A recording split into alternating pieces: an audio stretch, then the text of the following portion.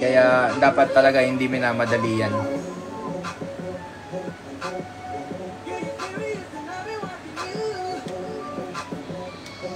Paano mag-bulking coach? Calorie surplus. Paulit-ulit na calorie surplus. Then, bantayan mo yung sarili mo. Every time na di ka na nagdadagdag ng ng muscle mass, add ka ulit ng carbs, add ka pa ng carbs. Coach, ma-work po ba ang carbs kahit may bad genetics? Pagdating sa carbs, genetics talaga. Number 1 ang genetics sa carbs. Pagka bad yung genetics talaga natin, ay hindi mo mapapalaki, mahirap. Kahit anong brand po ba ng creatine, okay lang po. Yes, kahit anong brand, okay lang. Basta creatine monohydrate.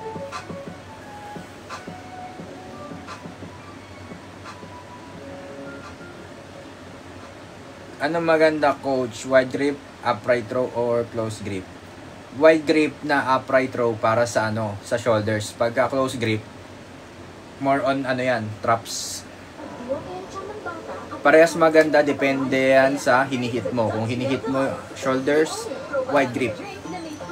Normal lang ba soreness? Yes, lalo sa mga baguhan. Anong tawag sa iniinom nila, coach, para sa yun? Alin mga iniinom? Maraming iniinom.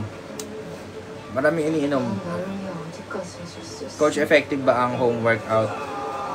Kung gusto mo lang maging healthy, makapag-exercise, good yung home workout. Pero kapag ang goal mo is hypertrophy, magandang physique, malabo. Anong workout para maging wide physique? Ano pong focus? Pag gusto mo maging wide, mag-focus ka sa lats at saka sa side delts. Balik po. Mahirap. Pero last time, ano mas sinabi ko sa yung improve mo? Yung rear delt, coach. Tapos, shoulder. Itong buong shoulder ko. Tapos yung upper chest.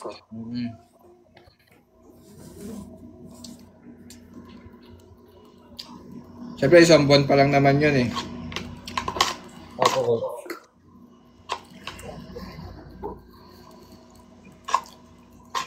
Pero yung conditioning mo okay naman eh. Visible pa rin yung abs mo. Opo, coach. Kaya focus ka lang sa sa lean bulking. Kailangan habang nagbabulk ka, hindi mawala yung abs mo, dapat visible pa rin 'yan. Yes po, coach. Sa pagkain, coach, nitong week lang ako nag-focus sa mga sa protein. Puro eggs, ganun. Tapos, minsan kumakain lang ako ng manok, ganun. Pero puro eggs talaga. Tapos, dinadamihan ko yung inumin ko. Tubig. Tubig, water. Opo. Ayan, maraming eggs kasi. Kahit naman maka 10 eggs ka per day, okay lang eh. Opo, coach. Wag mo na lang damihan yung tawag dito. Yung dilaw sa itlog. Opo, coach. Wag mo kakainin lahat. Dapat mas marami yung kulay white, boss. Ay, coach. Sige, coach. Kuha, coach. Tapos pag may budget, manok yan.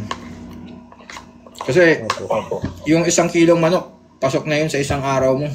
Isang buong araw, pasok na yun. Yes, coach. Okay na din po yun eh. Ang binibili ko lang po kasing manok, coach, yung mga gaya nung inasal, ganun. Dapat yung chicken breast. Ganun din naman nun eh. Ganun din naman kilo nun.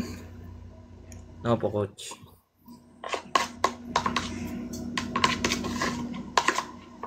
Just pero coach, pero ano pa po yung kailangan kong improve? Wala na po ba? Or meron pa po? Ayun pa rin. Kailangan tuloy mo pa rin yung pag-improve mo ng mga upper chest, shoulders mo, rear delts. Yes, coach. Tapos overall size para kailangan magpa-size ka, medyo manipis ka pa tignan eh. Opo, coach. Sa kinakain ko din po kasi to coach eh. Kaya minsan nahihirapan ako magpalapad ng katawan. Mm. Huwag ka masyadong matakot sa rice. Mag-rice ka pa rin. Yes, coach. Kasi kailangan mo yun eh. Para may source ka ng energy. Lalo bago ka mag-workout.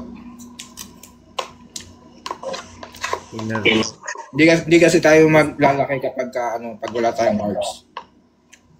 Yes, coach. Tama din po. Sabi po ng iba coach, sabi kasi ng iba, bawasan ko yung kanin. Pero minsan talaga kapag ka may nagsasabi ng ganun, nagtatanong pa ako sa iba. Para sigurado. Magbabawas lang tayo ng carbs kapag cutting tayo. Pero kapag bulking, lean bulking, kailangan natin yan. Yes, coach. Kailangan sakto pa rin para hindi tayo tumaba. Opo. Katim mo si Coach Baki. Oh bro, katim ko si Albert. Yun lang coach, thank you po. Thank you brother. Magpa-physical ulit sa akin sa January. Sige po coach. Copy po.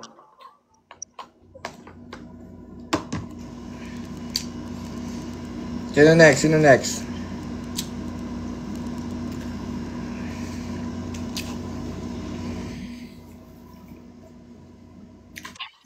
Tip. Magandang gabi coach.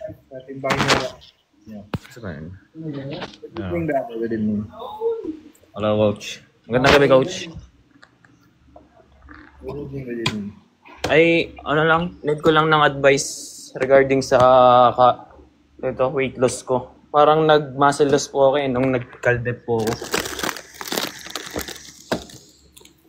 Dinig po ba? Feeling mo nag-muscle loss ka, nag-calorie deficit ka. Ano lang naman po ako, parang 2 months po ako nasa gym nung nasa Pinas ako, tapos pumunta po ako dito sa Taiwan. Yung prep po ng kain ko ay hindi po ako nagpe-prep. Yung protein mo? Parang pinaka-source ng protein ko po dito yan egg lang yung pinaka-sure na sa isang araw. Diyan naman sa Taiwan, dyan punta ka lang sa mga pangalan nila mga 7-Eleven na na store, convenience store. Makakabili ka na dyan ng mga 100 grams na manok. Bali, coach, 3 months, parang 14 kilos ang nabawas sa akin.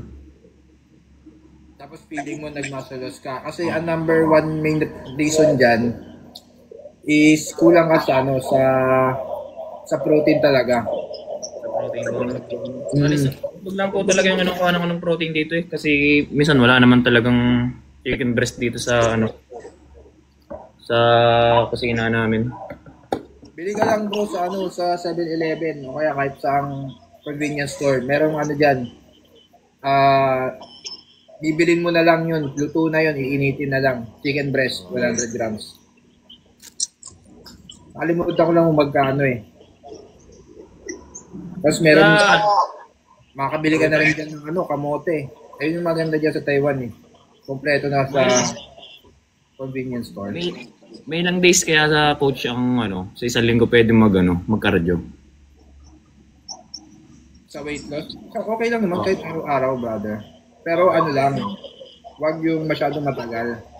30 minutes okay na yun. Ito kasi ako nung bago ako pumunta dito. Malaki na nga pinagbago mo kasi nagbago itsura mo, bro. Nawala yung spots mo. Ilang coach yung Para nawala rin yung bako Wala naman coach. Kaya totoo talaga yun, hindi tayo pangit, mataba lang tayo. Sige po, thank you po. Okay bro, thank you. Sige coach, thank you. Thank you bro, thank you.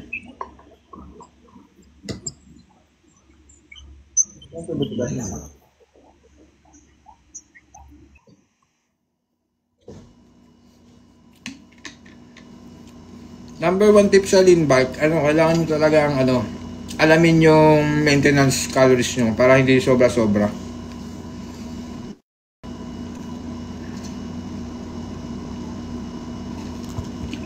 Tapos slowly lang yung pag-up ng carbs.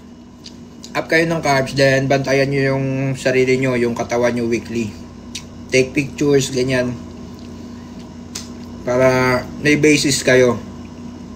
So, pag 3 weeks, 4 weeks, hindi kayo nadadagdagan, walang improvement, up pa kayo ng carbs, konti ulit.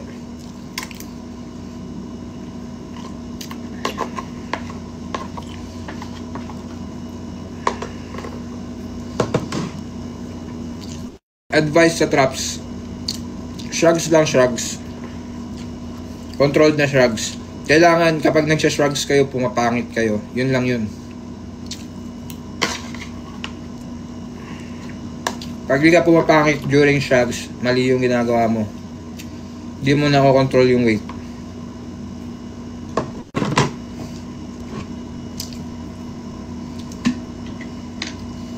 Okay lang ba yung 3 to na calories per day, coach? Sa bag currently 66, tas target ko is 70.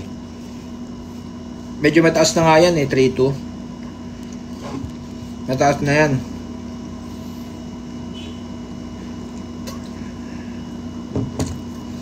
Mas maganda sana mag-start ka ng 2.8, ganun.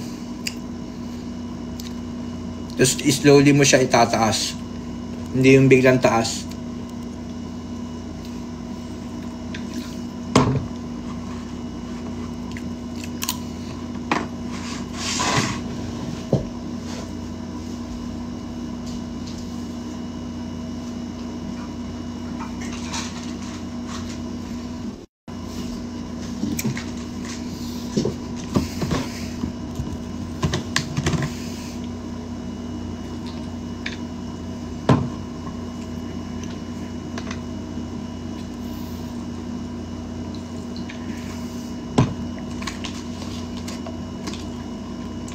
Nag-start ako ng coach mga tuto pero di nataas yung kilo ko, kaya hindi talaga tataas yung kilo mo sa tuto dahil mababa naman yun masyado. Kung nag-start ka ng tuto, sana inap mo muna ng 2.5, ganyan. Tapos kapag hindi pa rin umaangat, then add ka pa ulit, gawin mo 2.8, ganun. Ano lang, slowly lang, hindi yung biglang taas. Idol, okay lang ba mag-donate ng dugo? Okay na okay mag-donate ng dugo. Pero wag mo naman i-donate lahat. Magtira ka para sa'yo.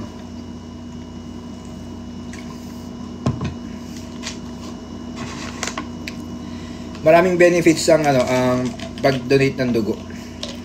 Maganda siya sa sa blood natin. Kasi yung dinodonate natin, napapalitan lang yun ng bagong blood. Ilang liters ng tubig isang araw? 5 to 6 liters.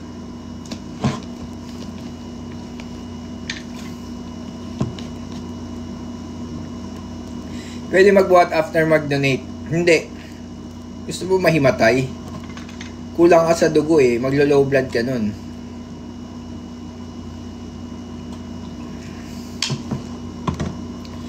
Hindi ba nakakaumay uminom ng fish oil? Hindi naman. Huwag mong ngunguyain kasi. Diretso lunok. Ilang days for rest? Isang araw lang. Pagkatulog mo, magpapump na yung dugo, yung puso mo, na yun ng bagong dugo.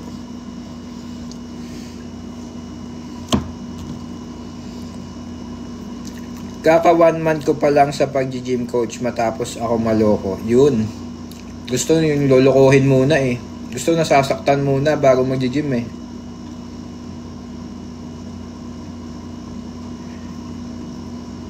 Ano po bang maganda epekto ng tubig sa katawan, coach? Ang dami naman nun. Madami. Bukod sa para maiwasan mo dehydration, try mo wag magtubig, nade-dehydrate ka. Maiwasan mo ang high blood pagka malakas ka sa tubig. Skin mo, maganda ang skin kapag at okay ka sa water. Kidney mo, okay kapag malakas ka sa water. Ano pa? Lahat ng organs natin healthy kapag okay tayo mag-water.